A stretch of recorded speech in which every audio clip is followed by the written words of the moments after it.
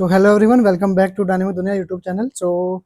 Last video में हमने form model के बारे में जाना था। तो फॉर्म मॉडल के बारे में हमने वैलिडेटर हम पढ़ रहे थे, वैलिडेटर क्या होते हैं। तो इस वीडियो में हम जानने वाले हैं जितने वैलिडेटर बचे हुए थे उनके बारे में और सिनेरियोज कैसे बनाते हैं उसके बारे में।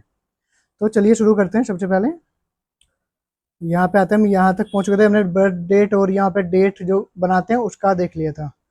अभी इसमें मैं आपको लेके चलता हूँ कि सिनेरियोज कैसे बनाते हैं, क्योंकि एक्टिव फॉर्म की जब मैं वीडियो बनाऊंगा तब मैं आपको उसमें सारे इनपुट फील्ड का यूज करना सिखाऊंगा। अभी हम फॉर्म मॉडल के ऊपर फोकस कर रहे हैं ताकि उसके सारे वैलिडेटर का जो है वो हम पता लगा सके कि वो कैसे वर्क करते हैं। तो एक जो आपको मैं मुझे लगा था कि आपको मुझे बताना चाहिए आपको वो चीज़ है, जैसे हम फिल्टर एक हमारे पास इसमें वो होता है, हमने यहाँ पे देखा भी होगा फिल्टर। तो फिल्टर रूल हम कैसे अप्लाई कर सकते हैं। फिल्टर रूल का क्या काम होता है कि हम कोई भी पीएचपी का जो इनबिल्ट फंक्शन होता है उसको यूज कर सकते हैं डायरेक्टली। मान लीजिए हमने जो भी यहाँ पे एक फील्ड लेते हैं, नया नाम ही ले लेते हैं, नाम नाम छोड़ो, यूजर नेम ले लेता हूँ मैं, यूजर नेम। अब यूजर नेम में मैं क्या करता हूँ, यहाँ पे फिल्टर लगाता हूँ। और फिल्टर क्या करेगा यहाँ पे यूजर नेम में, इसमें मुझे एक फिल्टर पास करना पड़ेगा कि मैं इसमें किस टाइप का फिल्टर यहाँ पे लगाना चाहता हूँ। तो मान लीजिए मुझे लगाना है str टू लोअर। ये एक फंक्शन होता है, पीएचपी का फंक्शन होता है स्ट्रिंग टू लोअर। तो ये क्योंकि मैंने यहाँ रूल में डिफाइन किया तो मुझे ये यहाँ भी डिफाइन करना पड़ेगा। कई बार क्या होता है कि हम नीचे रूल में डिफाइन कर देते हैं और ऊपर डिफाइन करना भूल जाते हैं, तो उस केस में हमारी जो वैलिडेशन है वो यहाँ पे तो दिखेगी नहीं। अब जो मैंने यहाँ पे बनाया था, मैं यहाँ पे डिफाइन करता हूँ इसको पब्लिक यूजर नेम, और यूजर नेम को मैं यहाँ पे यूज करता हूँ इसमें यूजर नेम। यूजर नेम मैंने यहाँ पे बनाया। अब यूजर नेम को मैंने क्या किया, यहाँ पे फिल्टर कर दिया स्ट्रिंग टू लोअर में। अब इसको देखते हैं एक बार ये चलेगा कैसे। अब जैसे ये था टेस्ट नेम, अब यूजर नेम जो है मैं उसको यहाँ पे कैपिटल में लिखूंगा, हेलो यूजर नेम, इस तरीके से। अभी ये क्या करेगा, इसको लोअर में कन्वर्ट कर देगा।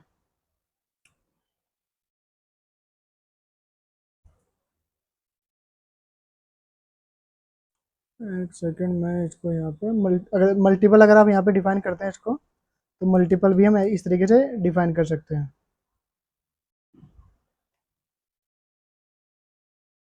इसको स्मॉल में कन्वर्ट करना चाहिए था इसको, ये इसने स्मॉल में कन्वर्ट क्यों नहीं किया।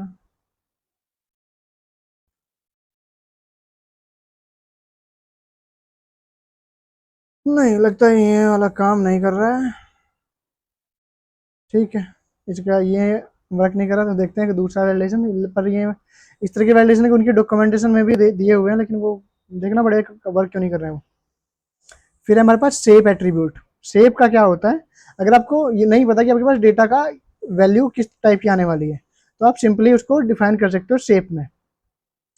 मान लीजिए मैं यहाँ पे डिफाइन करता हूँ इसको, टैग्स लेता हूँ, टैग्स। टैग्स क्या होंगे हमारे, मैं कुछ भी मल्टीपल वहाँ से वो कराऊंगा सेव, यहाँ से जैसे मैंने यहाँ पे किया, मैं इसको बोलता हूँ टैग्स, और मैं इसमें बोलता हूँ चेकबॉक्स लिस्ट। अब ये यहाँ पे मेरे लिए एक चेकबॉक्स लिस्ट बना के देगा। चेकबॉक्स लिस्ट में क्या क्या चीज़ें होंगी, तो मुझे यहाँ पे डिफाइन करना पड़ेगा कि फर्स्ट में हो मेल, सेकंड में हो फीमेल, मतलब इस तरीके से मैं कुछ भी डिफाइन कर सकता हूँ चेकबॉक्स लिस्ट में। अब जब मैं इसको यहाँ पे यूज करूँगा इधर, यहाँ पे देखो, तो मुझे यहाँ पे चेकबॉक्स मिला मेल फीमेल इस तरह का कोई भी टैग्स, या फिर मैं मेल फीमेल छोड़ के टैग्स की जगह कुछ और लिखता हूँ। मान लीजिए मुझे चाहिए यहाँ पे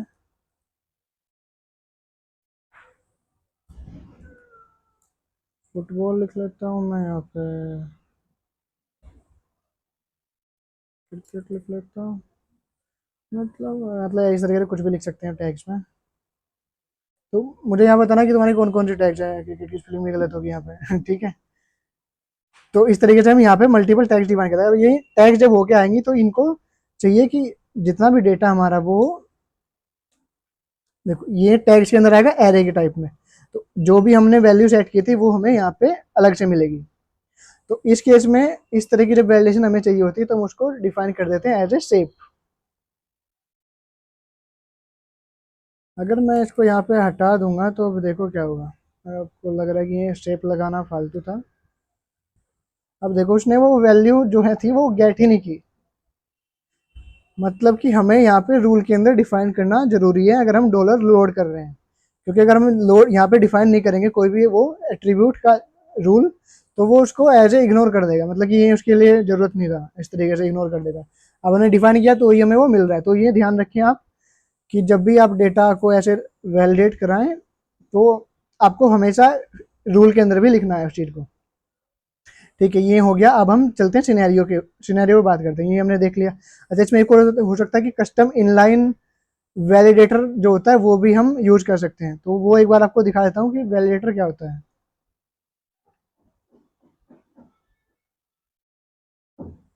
मान लीजिए हम यहाँ पे डिफाइन करते हैं कस्टम वैलिडेटर।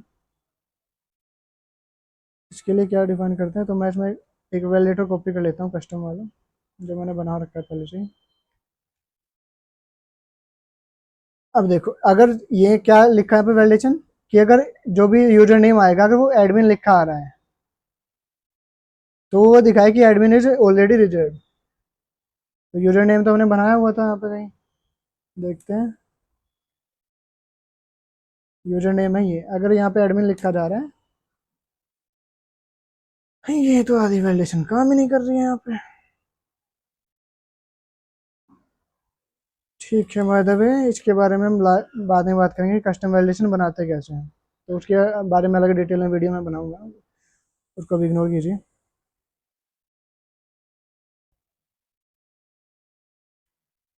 ठीक है, तो अभी काम चलते हैं सिनेरियो पे। सिनेरियो क्या होते हैं हमारे?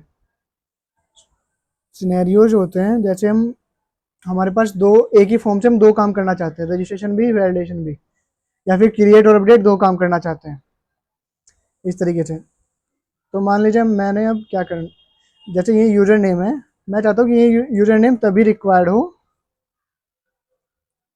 जब वो सिनेरियो जो है हमारा उस पे हो। मान लीजिए यूजर नेम तभी रिक्वायर्ड है जब हमारा सिनेरियो हो लॉगिन। तो उसके लिए हम क्या लिखेंगे, यहाँ पे ऑन लिखेंगे। ऑन का मतलब कि सिनेरियो, किस सिनेरियो पे हमें इसको रिक्वायर्ड करना है। अब जैसे मैंने ये यहाँ पे लिखा, तो अभी अगर मैं इसको चला के देखूंगा तो इसको रिक्वायर्ड देखना चाहिए इसको। अब जैसे सबमिट किया तो हमारा ये जो है फील्ड है रिक्वायर्ड नहीं है।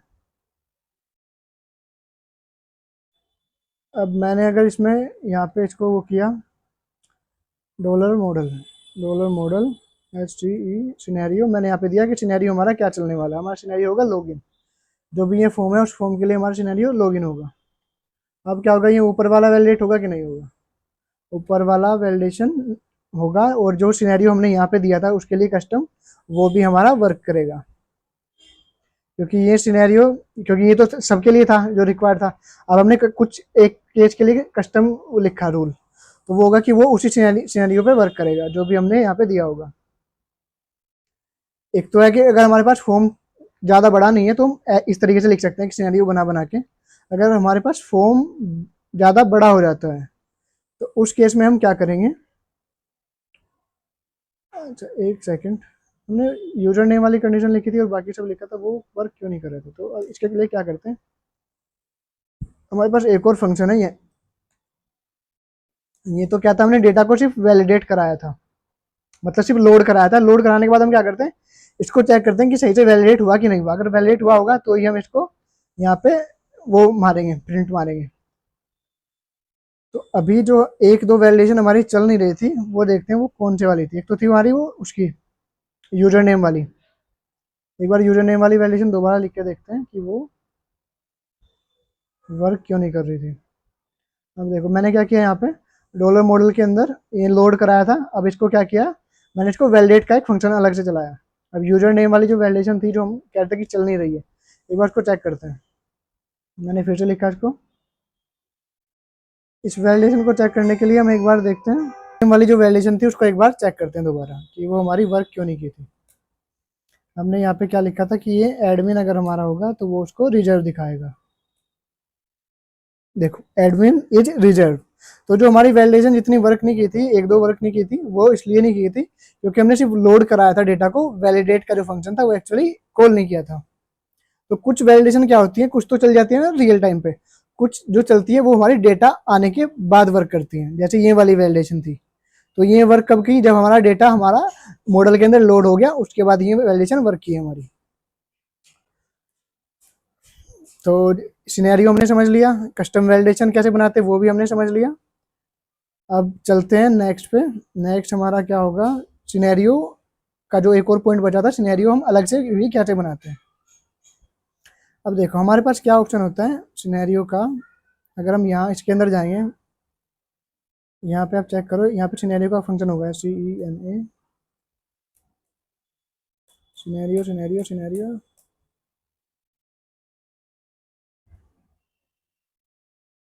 ये वाला एक फंक्शन है, गेट सिनेरियो, सेट सिनेरियो,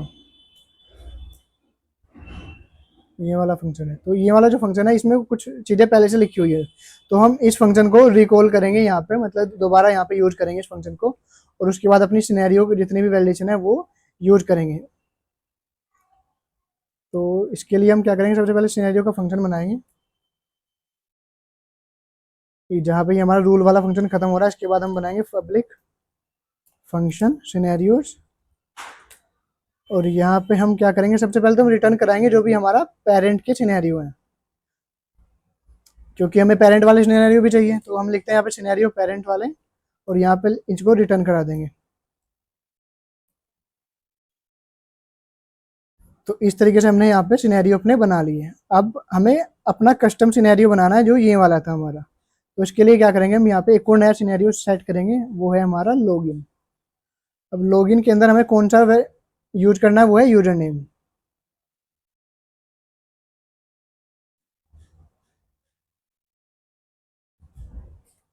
जैसे हमने ये वाला लगाया, तो अब हम इसको यहाँ से हटा सकते हैं। अब जो ये वाली कंडीशन है, यूजर नेम की जितनी भी सारी चीजें हैं वो सिर्फ वर्क करेंगी तभी जब हमारा जो सिनेरियो होगा लॉगिन होगा। एक बार इसको चला के देखते हैं यहाँ पे, तो ये वाली कंडीशन तो हमारी काम करनी चाहिए। अब देखो सिर्फ, अब इस केस में क्या हो गया हमारा, देखो ये थोड़ा एक अलग से ट्रिक है। देखो पहले क्या था, पहले अगर हमने सिनेरियो लिखा था वो बाकी सारी वैलिडेशन काम कर रही थी हमारी, हर एक फील्ड की वैलिडेशन काम कर रही थी, लेकिन अब क्या है, अब सिर्फ एक ही फील्ड की वैलिडेशन हमारी काम कर रही है। उसने सारे फील्ड को इग्नोर मार दिया, जितने भी हमारे फील्ड थे, सिर्फ वैलिडेशन जो काम कर रही है वो हमारी सिर्फ एक फील्ड की कर रही है। अगर हम यहाँ पे कुछ भी लिखेंगे तो उनसे कोई मतलब नहीं, उसने क्या डेटा भेजा क्या नहीं भेजा, कुछ फर्क नहीं पड़ता। हमने यहाँ पे लिखा एडमिन, तो एडमिन को क्या करेगा, वो एडमिन वाली जो वैल्यूशन है उसको दिखा देगा यूजर नेम, और बाकी सारा डेटा हमारा ब्लैंक हो गया। वो ब्लैंक क्यों हुआ, क्योंकि हमारा जो रूल के अंदर ही वो चीज़ें नहीं थी। अगर मैंने यहाँ पे सबमिट किया भी और मैं एडमिन 2 कर दूँ इसको, ताकि ये हमारा डेटा वहाँ पे जाके दिखे, इसको भी मैं सेट कर देता हूँ। अब हमें वहाँ पे सिर्फ एक ही फील्ड जाएगा, वो है एडमिन, बाकी कोई भी हमारा फील्ड जो है वो वहाँ पे नहीं लोड हुआ। तो उसका एक मेजर कारण क्या था, क्योंकि हम अब यूज कर रहे हैं वैलिडेशन फंक्शन बना के। जब हम वैलिडेशन, जब हम सिनेरियो यहाँ पे यूज कर रहे थे, यहाँ पे यूज किया था जब हमने सिनेरियो ऑन लगा के,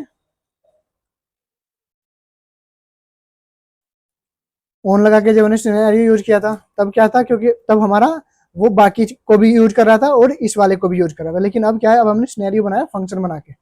अभी इसमें क्या होगा कि जो हमने यहाँ पे लिखा होगा सिर्फ वही वेरिएबल जो है हमारे यूज होंगे ऊपर की तरफ, चाहे हमने यहाँ पे 50 रूल लिखे हो 100 लिखे हो, कोई फर्क नहीं पड़ता, सिर्फ इसी वाले उससे यूज होंगे। मैंने मान लिया इसमें नाम भी ऐड कर दिया इस वाले इसमें सिनेरियो में, तो नाम भी ऐड हो गया। अब ये क्या करेगा, नाम की वैल्यूशन भी यूज करेगा।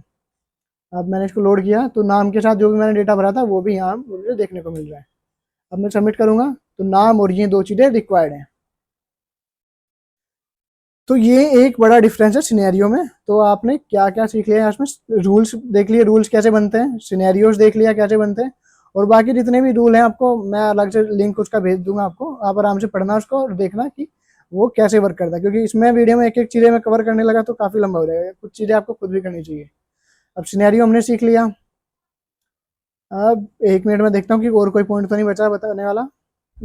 सिनेरियो ऑन, हाँ ठीक है। तो आपको की डिफरेंस समझ आ गया इसमें कि ऑन लगाने पे क्या होता है और सिनेरियो अलग से फंक्शन यूज करने पे क्या होता है। आई होप आपको ये सब चीज़ें क्लियर हो ही गई होंगी। अब इस वीडियो में एक और चीज़, एक दो पॉइंट मैं और कवर कर देता हूँ आपका। जैसे हमारा कन्फर्मेशन वाला जो होता है,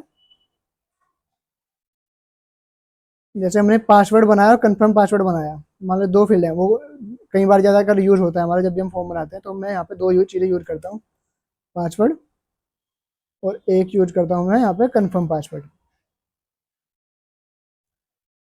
मैं आपको ये वाला भी एक फटाफट करके दिखा देता हूँ कि ये काम कैसे करता है। अब इन दोनों को मैंने क्या किया, रिक्वायर्ड बना लिया, और ये रिक्वायर्ड होंगे हमारे तभी जब हमारा यूजर नेम रिक्वायर्ड हो रखा है। अब मैंने बनाया पासवर्ड,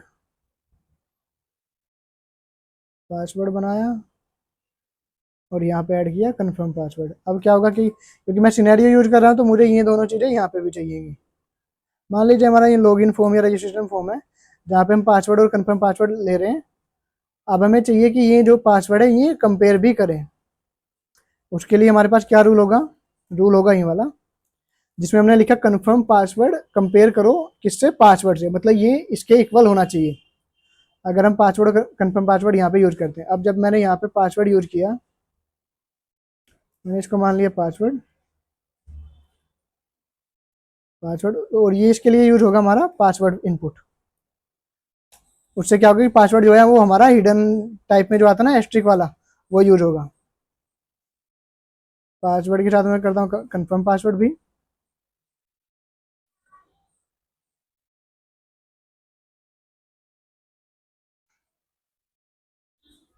इस तरीके से मान लो मैं यहाँ पे लिख देता हूँ एच, ठीक है, इतना बहुत है। अब इसको एक बार चला के देखते हैं कि क्या रिजल्ट आता है। अब उन्हें सबमिट किया, इसको सबमिट करने में क्या क्या चाहिए, नेम चाहिए, टेस्ट नेम डाल दिया, वो फील्ड हमारा रियल टाइम पे वैलिडेट हो गया।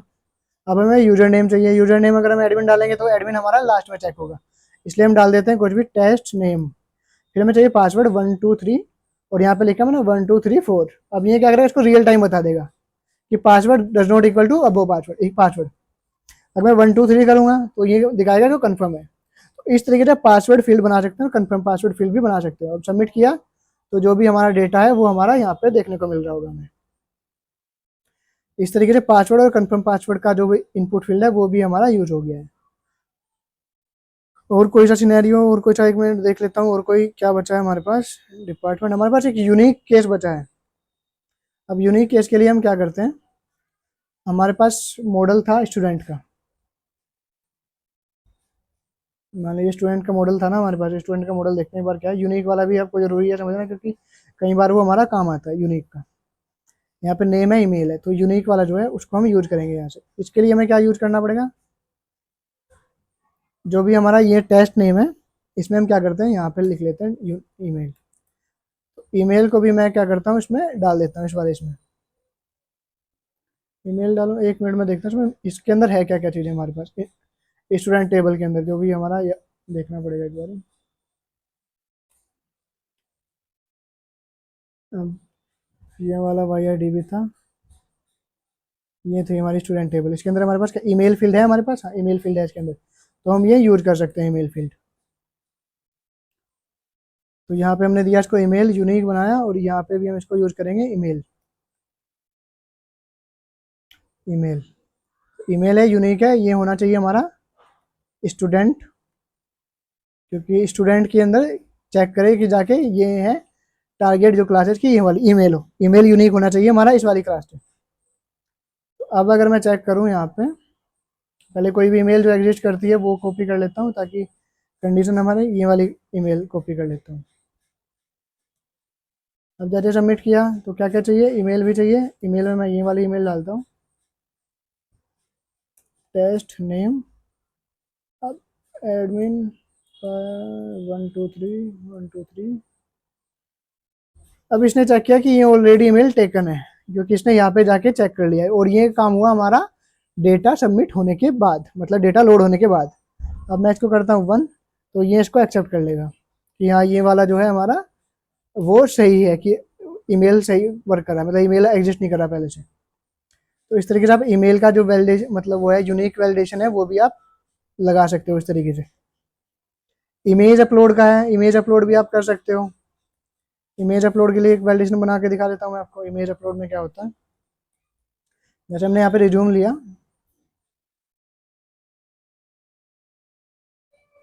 पब्लिक फंक्शन रिज्यूम, रिज्यूम का क्या मैंने टाइप दिया, PHP और डो को, और एक उससे कम हो, और ये भी मैंने यहाँ पे डाल दिया ताकि रिज्यूम यहाँ पे देखने को मिले हमें। यहाँ पे मैं एक नया ले आता हूँ इसमें रिज्यूम, और इसको बनाऊंगा मैं फाइल इनपुट, फाइल इनपुट। अब जब हम वापस यहाँ पे आएंगे तो हमें चेक करना है कि हमारा टेस्ट नेम हो, और ये फाइल जो मैं इसमें एक PNG सेलेक्ट कराता हूँ तो ये दिखाएगा कि file only files with the extension dot PDF और डॉक्स इज अलाउड। अब कोई PDF मैं ले लेता हूँ इसमें, जो PDF हमारी मेरे पास होगी, कोई PDF, 1 मिनट में PDF देखता हूँ कोई है तो।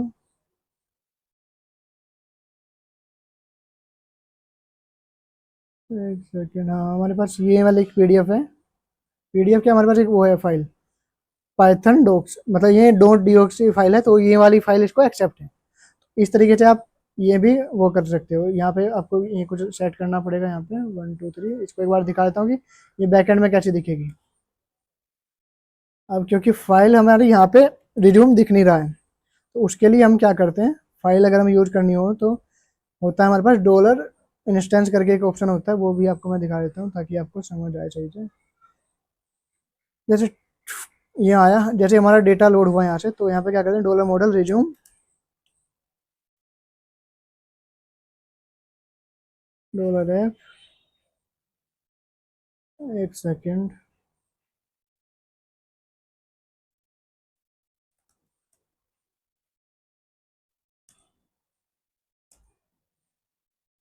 यहाँ पे हमें एक सही वो लिखना पड़ेगा, 1 मिनट में देखता हूँ कि क्या लिखना होता है, वो मैं थोड़ा कंफ्यूजन हो रहा हाँ, तो हमें लिखना होता है इमेज फाइल, यहाँ पे हमें डिफाइन करना पड़ेगा ये वाला फाइल अपलोड जो होता है उसको हम इंपोर्ट कर सकते हैं, YI web uploaded file. Uploaded जो भी फाइल होगी उसको गेट करने के लिए हमारे पास होता है गेट इंस्टेंस, उसमें फिर हम पास करते हैं मॉडल, वो मॉडल के अंदर कौन सा फील्ड है जिसके अंदर फाइल है। और जैसे हमने ये इतना काम किया तो हम इसको रिफ्रेश करता हूँ मैं, तो जो भी हमारा फाइल का ऑब्जेक्ट है वो हमें यहाँ पे देखने को मिल गया है। इस तरीके से फाइल का ऑब्जेक्ट है, आप इस फाइल को कहीं पे भी सेव कर सकते हो। तो इस तरीके से हमने फाइलों की वैलिडेशन और वो सब चीज़ें हमने यहाँ पे कवर कर ली है। तो ऑलमोस्ट हमने सारी के सारे रूल जितने हैं वो हमने यहाँ पे देख लिए हैं।